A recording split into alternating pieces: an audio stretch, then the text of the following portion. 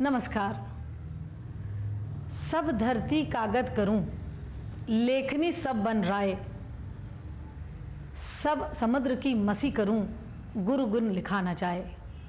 क्या खूब कहा गया है कि यदि सारी धरती को एक कागज़ बना लें और विश्व के सारे वनों की लकड़ियों से कोई कलम बना लें, फिर सारे समुद्र की स्याही कर लें, तो भी गुरु का गुण, गुरु के गुण का ज्ञान और उसकी महिमा लिखी नहीं जा सकती, वो भी कम पड़ेगा।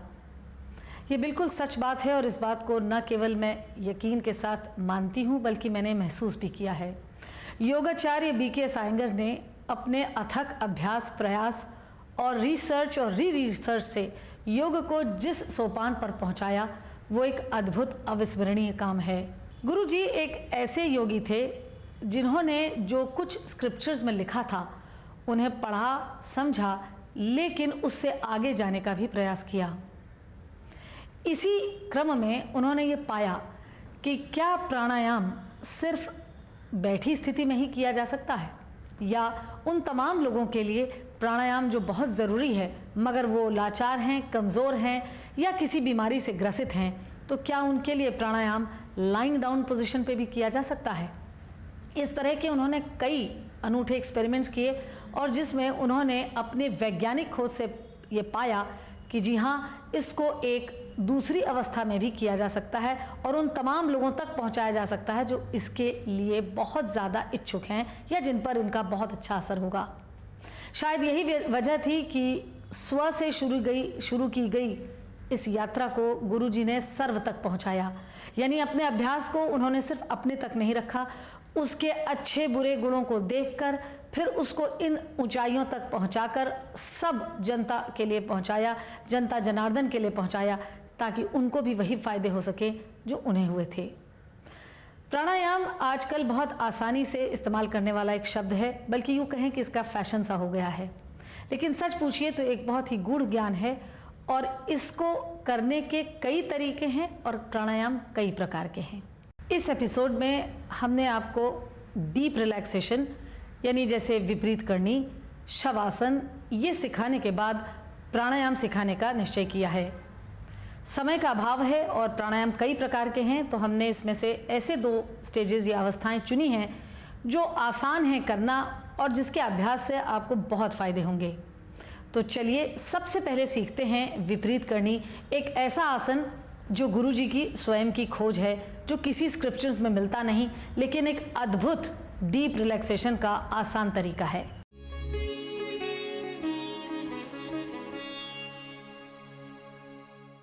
आरोग्य योग की ये श्रृंखला योगाचार्य BKS आयंगर की शताब्दी समारोह को समर्पित है। हम जिस आसन को अब आपको सिखाने जा रहे हैं, जिसका नाम है विपरीत करनी, ये गुरुजी की एक अभूतपूर्व खोज है। इस आसन को जो भी करता है, इसका स्वाद चखता है, उसे ही पता होता है कि ये खोज कितनी अविस्मरणीय है। इस पोज को अगर आप पुराने स्क्रिप्चर्स में ढूंढेंगे तो वहाँ नहीं मिलेगा, लेकिन इसका साइंटिफिक एस्पेक्ट और इसको कैसे किया जाता है हम आपको दिखा रहे हैं। आप देख सकते हैं कि दीवार के संपर्क में हमने एक ब्रिक हॉरिजॉन्टल वर्टिकल पोजीशन में दीवार से चिपका के रखी है। एक बोल्स्टर रखा है और उसके नीचे एक ब्लैंकेट रखी है। ब्लैंकेट को हमने थोड़ा टिल्ट करके रखा है ताकि बोल्स्टर भी टिल्टेड अवस्था में दीवार के पास सटा रहे। इस पर बैठने के लिए सुरभि से मैं कहूँगी कि वो दंडासन में जाएं, मगर साइड वाइज, और अपनी लेफ्ट हिप जॉइंट को सुरभि बिल्कुल दीवार के पास सटा के रखेंगी। यहाँ रस्सियाँ हैं हमारी दीवार पे, उन रस्सियों को पकड़कर सुरभि अपने दोनों पैरों को दीवार पे ले जाएंगी और बटक्स को उठाएंगी, दीवार के साथ संपर्क में लाएंगी, और फिर आप धीरे धीरे अपने चेस्ट को ज़मीन पे लाते हैं और सर नीचे होता है और हाथ साइड में। इस अवस्था में आप देख सकते हैं, पहले इसका स्ट्रक्चर देखते हैं कि कैसे यहाँ टांगें बिल्कुल सीधी हैं, पैर के पंजे टाइट हैं और रुधिर का संचार सीधा पैरों से पहले पेल्विक गर्डल में आ रहा है। पेल्विक गर्डल यहाँ जो हमने आपसे कहा कि हमने टिल्ट किया है बोल्स्टर, वो इसीलिए किया है कि पेल्विक गर्डल का एक सॉसर बने, यानी एक प्याली नुमा स्ट्रक्चर बने। उस पर यह सारा रुधिर एकत्रित होता है और धीरे से एब्डोमेन के जरिए होते हुए ये चेस्ट पे परकोलेट करता है। ये परकोलेशन जो ब्लड का है, उसकी जो स्पीड है, जो उसकी वेलोसिटी है, वो इतनी सूदिंग है हार्ट के लिए कि हार्ट डीप रिलैक्सेशन की तरफ जाता है। यहाँ हार्ट पर कोई भी प्रेशर एक्स्ट्रा नहीं है, क्योंकि एक तो आप लेटने की अवस्था में हैं और दूसरा हार्ट पंप ही इसीलिए करता है कि उसको पैर से रुधिर को सक करना होता है या ऊपर लेना होता है। पर क्योंकि यहाँ पैर जो हैं उल्टी दिशा में हैं, यानी वो खुद ही ग्रेविटेशनल फोर्स को की तरफ हैं, तो हार्ट पर कोई एक्स्ट्रा प्रेशर नहीं आता। आप देख सकते हैं कि यहाँ फोरहेड चेस्ट की एकदम सीध पे है और फ्रंटल ब्रेन बैक ब्रेन पे रेस्ट कर रहा है, या ये कहिए फ्रंटल लोब बैक लोब पर ब्रेन के रेस्ट कर रहा है। इस पोज में 5 मिनट लेटने के बाद जितनी आपको ताजगी और स्फूर्ति महसूस होती है, वो शायद ही किसी पोज में मिले। और ये बहुत आसान है करना, और करते हुए कोई भी ऊर्जा का ह्रास नहीं होता। गुरुजी कहा करते थे कि अगर कोई 5 मिनट विपरीत करनी कर ले तो ये एक बहुत ही डीप रिलैक्सेशन का काम करता है। ये ऐसा काम करता है जैसे शवासन। हमने इस एपिसोड में इसको पहला आसन इसलिए चुना है कि इससे भी आप डीप रिलैक्सेशन कर सकते हैं, की शुरुआत कर सकते हैं, या फिर डायरेक्टली शवासन में भी जाके डीप रिलैक्सेशन की शुरुआत की जा सकती है। यहाँ पे एक बात ध्यान रखने वाली है, क्योंकि ये लगभग इन्वर्जन जैसा है, तो आप इसे मेंस्ट्रुएशन साइकिल के समय में ना अभ्यास करें, वो उसके लिए अच्छा नहीं है। इससे बाहर आने के लिए आप अपने दोनों हाथों को सीने पे रखेंगे और एक एक पैर को मोड़ते हुए अपने शरीर को धक्का देंगे और इस पोज से बाहर निकलेंगे, दाईं करवट लेंगे और वापस आ जाएंगे। ये तो था करने का तरीका उन तमाम लोगों के लिए जिनके पास सामर्थ्य नहीं है या वो डरते हैं कि हम इन्वर्जन में कैसे जाएंगे। मगर अगर आपके शरीर स्वस्थ है तो इसको करने का और भी आसान उपाय है। उसमें आपके पास रोप हो या ना हो, आप तभी इसे वैसे ही कर सकते हैं। तो उसके लिए आप ये करेंगे कि सुरभि से मैं कहूँगी कि अपने दोनों हाथ के पंजे ब्लैंकेट के नीचे स्थापित करें और उसके बाद बैक ऑफ द स्कल ज़मीन पे आएगा और कंधे बोल्स्टर पे जाएंगे। फिर आप एक सांस छोड़ते हुए कुलाची मारते हुए दीवार पे स्लाइड करेंगे। इस तरह से जाने में आपको रस्सी की आवश्यकता नहीं होती है। यहाँ आप देख सकते हैं कि चेस्ट इतनी ब्यूटीफुली खुलता है इस पोज में कि सांस जो आपके शरीर में जा रही है वो मैक्सिमम लंग की कैपेसिटी को यूज़ कर रही है, और जो आप सांस छोड़ रहे हैं, जो निकल रही है, वो भी मैक्सिमम इवैक्यूएट हो रही है। तो इस तरह से श्वासोच्छ्वास की क्रिया हो या चेस्ट का खुलना हो या हृदय पे कोई स्ट्रेन ना आना हो, ये सब इस पोज से हो सकता है। उतरने के लिए इसमें भी वैसे ही करेंगे। आप पैरों को मोड़ेंगे एक एक करके, सीने पे हाथ रखेंगे और जब आप पूरा सरक जाएं, दीवार से बाहर आ जाएं, तो दाईं करवट लेके आप इसमें वापस आ सकते हैं।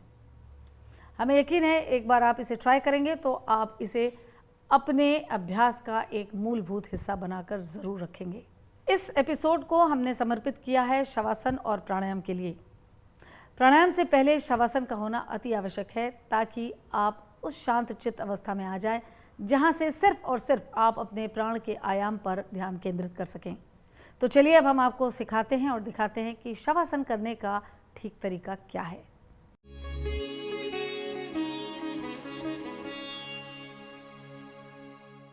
अब हम आपको ठीक प्रकार से शवासन करने की विधि सिखा रहे हैं और ये भी बताना चाह रहे हैं कि शवासन है क्या। एडिटा यहाँ दंडासन में बैठी हैं। पहली बात यह है कि देखिए कि वो बिल्कुल सीधे बैठी हैं और स्टिकी मैट के सेंटर पे हैं। शवासन की शुरुआत में अलाइनमेंट, सही अलाइनमेंट बहुत ही ज़रूरी है। एक बार दंडासन में बैठने के बाद राइट एल्बो नीचे और लेफ्ट एल्बो नीचे ऐसे रखते हुए वो स्टिकी मैट पर लेटती हैं। आप देख सकते हैं कि उनके बगल में एक रोल्ड बैंडेज का एक हिस्सा रखा हुआ है, टुकड़ा रखा हुआ है, वो आप तैयार करके रखेंगे जिसकी लंबाई 12 इंच के करीबन होनी चाहिए। फिर एडिटा अपना सर उठाएंगी, raise your head up to see head and feet are in one line. गुरुजी कहा करते थे कि जब आप रिलैक्सेशन के लिए चल रहे हैं और अगर आप टेढ़े हो जाएं तो एनर्जी भी क्रिकेट फ्लो करती है, इसलिए हेड को उठा के फीट की लाइन पे लाना बहुत ज़रूरी है। इसके बाद आप अपने बैक ऑफ द स्कल को पकड़ेंगे और उसकी स्किन को नीचे से ऊपर घुमाते हुए फोरहेड स्किन के पास लाएंगे।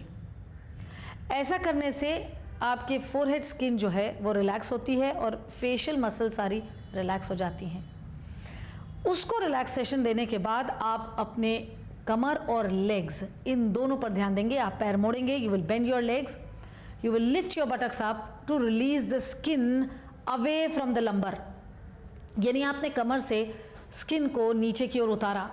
ऐसा करने से आप जब बहुत देर तक लेटते हैं तो आपको पीठ में जिसे कहते हैं जकड़न या ऐंठन नहीं होती। फिर एडिटा ने अपने पैर सीधे किए जैसे अभी आपने देखा और पैर की एड़ियों को एक्सटेंड किया, extend the back of the heel, बिल्कुल पैर सीधे रखे जैसे ताड़ासन कर रहे हों। फिर एडिटा दोनों स्टिकी मैट के कोनों को पकड़ेंगी, शोल्डर्स को रोल करेंगी और अपने हाथों को सीधा रखेंगी। Palms always should face the ceiling. ऐसा करने से आप देख सकते हैं कि अपर आर्म रोटेट करती है इनसाइड आउट और शोल्डर्स पीछे की ओर जाते हैं। शवासन में ज़्यादातर लोगों का ये मानना है और जो सिखाते हैं वो ये कि बस ढीला छोड़िए बदन को और लेट जाइए। ये शवासन की सही अवस्था नहीं है, इसमें बहुत सारे नियम हैं जो आपको मानने चाहिए। एक बार आपने अपने पैरों और हाथों को ठीक पोजीशन पे लगा लिया, back of the skull skin को आपने रोटेट करके फेशियल स्किन तक को रिलैक्स कर लिया, तब आप ये जो बैंडेज का हिस्सा है इसको लेंगे, अपने फोरहेड को चेस्ट के पैरेलल रखते हुए आंखें बंद करेंगे और उसके ऊपर इस बैंडेज को रख लेंगे। ये ध्यान रहे कि जब आप बैंडेज रख रहे हैं तो आप अपने नाक को बंद नहीं कर रहे हैं। Don't close your nose, it is only for your eyes so that बहुत तेज़ रोशनी आपकी आंखों में न जाए। शवासन और प्राणायाम इन दोनों में ही आंखों को हम बहुत ही बंद करके और बिल्कुल शिथिल अवस्था में रखते हैं। ये पूरी कोशिश के बाद आप अपने पैरों को ढीला छोड़ देंगे और कुछ इस तरह से ढीला छोड़ेंगे कि till the time your outer heel started touching to the floor. जैसे ही बाहर की एड़ी फर्श को छूने लगती है आप अपने पैर को वहीं स्थिर कर देते हैं। जनरली लोगों के दिमाग में ख्याल है कि संस्कृत के शव का अर्थ है कि कोई मृत प्राय शरीर है, शरीर ढीला छोड़ दीजिए और जहाँ जैसा जा रहा है जाने दीजिए, तो वो एक शवासन की अवस्था है। हो सकता है उसमें आप खराटे लेने लगें और हो सकता है आप छत ताकें, लेकिन ऐसा कुछ भी नहीं है। हकीकत ये है कि बॉडी, ब्रेथ, माइंड, इंटेलेक्ट ये सब एक होते हैं शवासन में और ये नतमस्तक होते हैं आत्मन के सामने।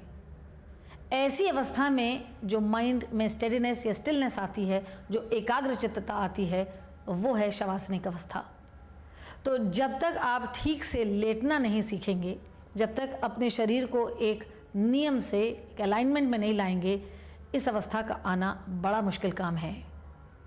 ऐसा करने के पश्चात आप अपने आँख की दोनों कोरें ढीली छोड़ेंगे, नाक की बाहर की कोर ढीली छोड़ेंगे, होठों की बाहर की कोर ढीली छोड़ेंगे और ज़बान को नीचे के तालू से संपर्क में रखेंगे। ये एक बड़ी वैज्ञानिक बात है कि यदि हम सोचते हैं और बोलते नहीं तो भी हम मौन रूप में बोल ही रहे हैं और ऐसे में ज़बान बाहर की तरफ बार बार निकलने का प्रयास करती है। इसलिए यदि आप ज़बान को नीचे के तालू पर स्थिर रखेंगे तो एक तरह से आप अपने सोचने और बोलने की अवस्था को कट कर रहे हैं। शवासन आपको बाहर की दुनिया से काट कर आंतरिक दुनिया की ओर ले जाने का कार्य करता है। तभी तो आप आत्मन की खोज या आत्मन के साथ एकाकार होने के मार्ग पर चल सकते हैं। इस तरह से आप अपने हाथ पैरों को ढीला छोड़ते हैं, उंगलियों को ढीला छोड़ते हैं, पैर बिल्कुल ढीला रहेगा, ऊपरी पैर का हिस्सा नीचे की पैर के साथ बिल्कुल जैसे हम कहते हैं फ्लेसिड उसके ऊपर जाने लगेगा, पैर की उंगलियां ढीली रहेंगी। और ऐसी अवस्था में आप मन को एकाग्रचित्त करके कुछ देर तक लेटते हैं। इसमें डीप रिलैक्सेशन होता है और इससे पहले जो हमने आपको बताया था कि विपरीत करनी में भी यही असर आता है।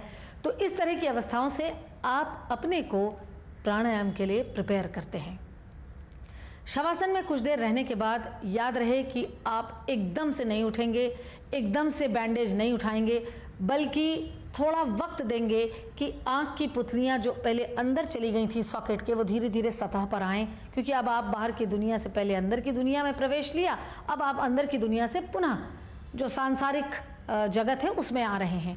और फिर आप धीरे धीरे करके पहले राइट हैंड और फिर लेफ़्ट हैंड अपने सीने पे लाते हैं, फिर राइट लेग और लेफ़्ट लेग मोड़ते हैं और धीमे से अपनी बैंडेज को हटाते हैं। You will remove your bandage and keep it on one side. आँख को बिल्कुल मत खोलिए, फिर दाईं करवट लीजिए जिसमें दायां हाथ दाईं कनपट्टी के नीचे होगा। You will take a right turn, right palm below the right temple, left palm in front of the face over the floor.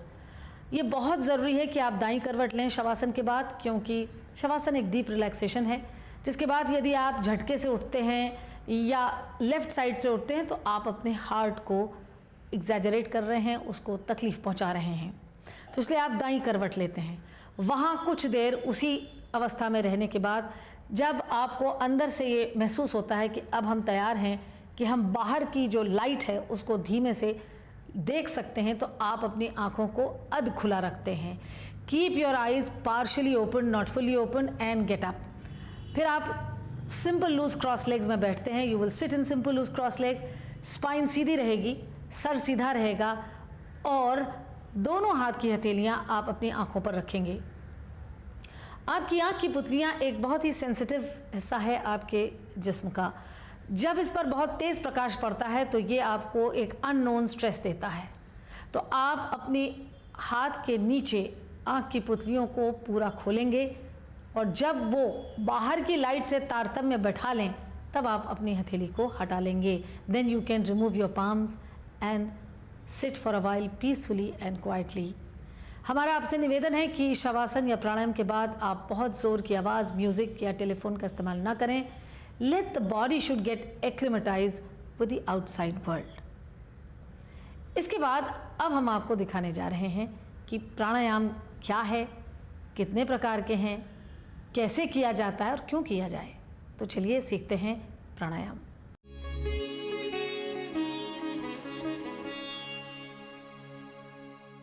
अब हम आपको प्राणायाम में जाने की एक विधि बता रहे हैं।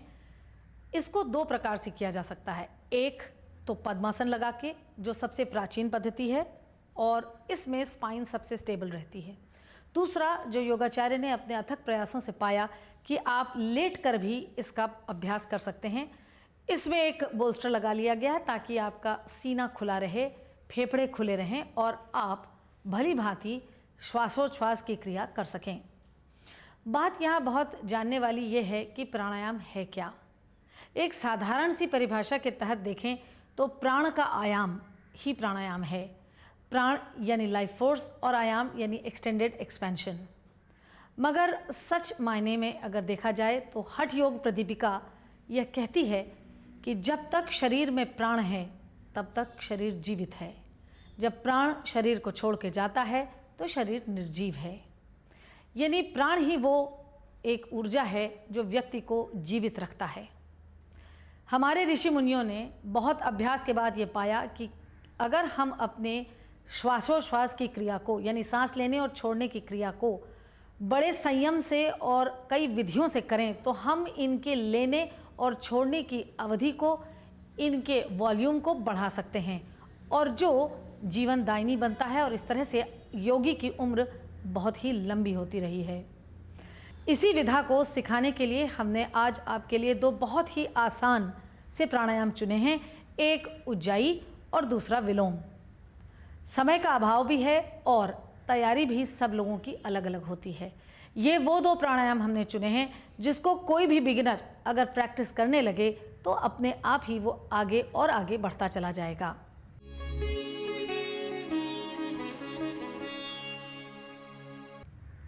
हम आपको पहले दिखाने जा रहे हैं कि लाइंग डाउन पोजीशन में उज्जाई प्राणायाम कैसे किया जाता है। उज्जाई का मतलब है वो प्राणायाम जिससे आपके मन में जय की भावना आती है। ये ऐसे इनहेलेशन एक्सहेलेशन की क्रिया है जो आपके अंदर एक एलिवेटेड स्टेट ऑफ माइंड लाता है। इसकी प्रिपरेशन बहुत आसान है। आप देख सकते हैं कि एडिटर लाइंग डाउन पोजीशन पे हैं और इनके चेस्ट पूरे खुले हुए हैं। आप जब सांस लें तो इस तरह से लें कि आपके दोनों फेफड़े पूरे भरे रहें, और दोनों फेफड़े भरने के बाद अब जब आप सांस छोड़ें तो दोनों ही फेफड़े पूरी तरीके से खाली होने चाहिए। सांस लेते समय आपकी सांस लेने वाली सांस साइनस के अंदर की कोर को छूती हुई जाती है। इस पर आपको ध्यान केंद्रित करना है, क्योंकि अक्सर हम लोगों को सांस बड़ी छिछली लेने की आदत होती है। It's a shallow breathing which we generally do. और सांस लेने की क्रिया में एक साउंड आएगा जो आपको बड़े ध्यानपूर्वक ध्यान से सुनना चाहिए। वो साउंड है जैसे ह की आवाज़ निकल रही हो। इसी प्रकार से सांस छोड़ते समय आपकी साइनस की जो बाहर की कोर है उसको सांस छोड़ने की जो हवा है वो छुएगी, और उस वक्त जो आवाज़ आएगी वो है तो ये जो साउंड है ह और स के, इस पे आप ध्यान केंद्रित करते हैं। अपने दोनों फेफड़ों को पूरा भरते हैं सांस लेने की क्रिया में और सांस छोड़ने में पूरा खाली करते हैं। ऐसी क्रिया आप शुरुआत करेंगे 5 मिनट से और इसे फिर धीरे धीरे आप 15 मिनट तक ले जाएंगे, और इसके बाद आप बहुत ही आसानी से और उज्जाई की स्टेजेस जो बहुत सारी हैं, 12 या 13 उज्जाई की स्टेजेस हैं, उसमें आप महारती हासिल कर सकते हैं। ये प्राणायाम कोई भी व्यक्ति कर सकता है। अच्छा होगा कि आप सुबह के समय से करें, पर अगर नहीं कर पाते हैं तो उज्जाई स्टेज 1 आप दिन के किसी भी प्रहर में कर सकते हैं, पर ध्यान रहे पेट खाली रहना चाहिए। इसी तरह से बैठने की क्रिया में भी आप बिल्कुल यही रवैया अपनाएंगे कि सांस लेंगे, दोनों फेफड़े भरेंगे, और जब सांस छोड़ेंगे तो दोनों फेफड़े खाली किए जाएंगे। और उस वक्त भी आप सांस लेने की आवाज़ और छोड़ने की आवाज़ पर ध्यान केंद्रित करेंगे। 15 मिनट के अभ्यास के बाद आप तैयार हो जाते हैं स्टेज 2 स्टेज 3 पे जाने के लिए। इसके बाद हमने आपको जिस प्राणायाम को सिखाने का निश्चय लिया है वो है विलोम। ये हम इस तरह से चयन कर रहे हैं कि उज्जाई प्राणायाम से जो भी व्यक्ति जो मन से झुका है, टूटा हुआ है, उसके लिए बहुत अच्छा है। जिसको हार्ट ट्रबल है उसके लिए बहुत अच्छा है। एक चीज़ का ख्याल रखिएगा कि आप उज्जाई जब समाप्त करेंगे तो हमेशा सांस ले के करेंगे, न कि छोड़ के। सांस लेने से आपका मनोबल बढ़ा रहता है और वो हार्ट पे स्ट्रेन नहीं होता।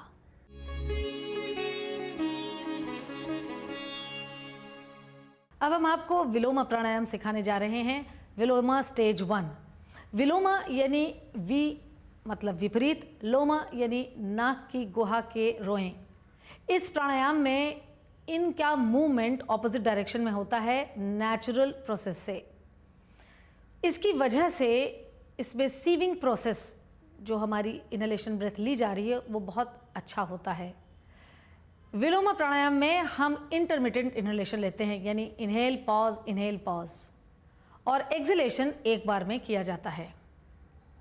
इस लाइंग डाउन पोजीशन में आप पहले सांस छोड़ते हैं, you will exhale completely and then you start inhalation. Inhale pause, inhale pause, inhale pause, inhale pause. Hold the breath at the brim of the neck and then deflate the abdomen. Gradually exhale. ये क्रिया हम 3 या 4 बार दोहराते हैं और हर 2 क्रियाओं के बीच में नॉर्मल सांस 3 बार लेंगे और 3 बार छोड़ेंगे। इस तरीके से आप विलोम 1 की स्टेज 1 को आराम से अभ्यास कर सकते हैं, और अभ्यास कर लेने के बाद आप तमाम अलग स्टेजेस पे भी जा सकते हैं। विलोम प्राणायाम आपकी नर्व्स के लिए बहुत अच्छा है, आपकी स्टेट ऑफ माइंड के लिए बहुत अच्छा है। ये आपको बहुत ट्रैंक्विलिटी देता है और बहुत आसान है इसे करना। यही अवस्था आप बैठे हुए भी कर सकते हैं। सुरभि यहाँ जालंधर बंद की अवस्था में बैठी हैं, इन्होंने चिन को लॉक किया है, और यहाँ भी आप कुछ ऐसे ही करेंगे। एक्सहेलेशन के बाद inhale pause, inhale pause, inhale pause, inhale pause, hold the breath at the brim of the neck, deflate the abdomen, gradually exhale. 3 constellation of breath, normal. ऐसा आप 5 से 10 मिनट और फिर 15 मिनट तक करेंगे और अपने अभ्यास को पुख्ता बनाएंगे। और अगले सोपानों में जाने की तैयारी करेंगे। आसन जितना महत्वपूर्ण है उससे कहीं ज़्यादा प्राणायाम है। ये ऐसा ही है कि आपने खाना खाया और पानी नहीं पिया, तो इन दोनों का अभ्यास ज़रूर करें। और यदि आप बहुत प्रकार के प्राणायाम कर रहे हैं तो सबके अंत में शवासन ज़रूर करें।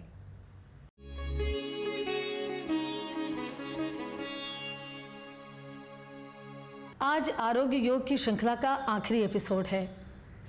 यूँ तो योग पूरे विश्व में भारत का दिया हुआ एक अद्भुत उपहार है। योगाचार्य बीके सायंगर के इस अभूतपूर्व योगदान को हमने अलग अलग एपिसोड में दिखाने सिखाने की कोशिश की है। उनकी वैज्ञानिक खोज और उस खोज से निकले हुए उपकरण, वो वैज्ञानिक अप्रोच जिससे ये मालूम चलता है कि कौन सा आसन किसके बाद किया जाए, कितने मिनट, क्षण या कुछ अवधि तक के लिए किया जाए, इन सभी खास बातों को हमने हर एपिसोड में आप तक पहुंचाने का प्रयास किया है। ये वो एक विधा है, ख़ास तौर पर जब मैं कहती हूँ ये विधा यानी आयंगर योग की विधा, जो हताश निराश लोगों की ज़िंदगी में न केवल आशा की किरण लाता है बल्कि एक पूरी ज़िंदगी जीने का सहारा बनता है। मैं आपको बता चुकी हूँ कि मेरी खुद की ज़िंदगी इसका एक जीता जागता उदाहरण है। निराशा में फंसी निवेदिता जोशी को जो आखिरी आशा की किरण दिखाई वो योगाचार्य की बदौलत थी। हमें यकीन है कि हमारे इस प्रयास से आपके अभ्यास में, आपके ज्ञान में ज़रूर इजाफा होगा। हमें ये भी यकीन है कि आप अपने इस अभ्यास के दौरान अपनी किसी डॉक्टरी इलाज को बीच में ना रोकेंगे, ना अपनी मर्ज़ी से बदलेंगे। ऐसा करने से आप अपने को भली प्रकार से स्वास्थ्य की दिशा में ले जा सकेंगे। हम अब आपसे विदा ले रहे हैं इस उम्मीद के साथ कि योग आपकी ज़िंदगी का एक अभिन्न हिस्सा ज़रूर बनेगा। नमस्कार।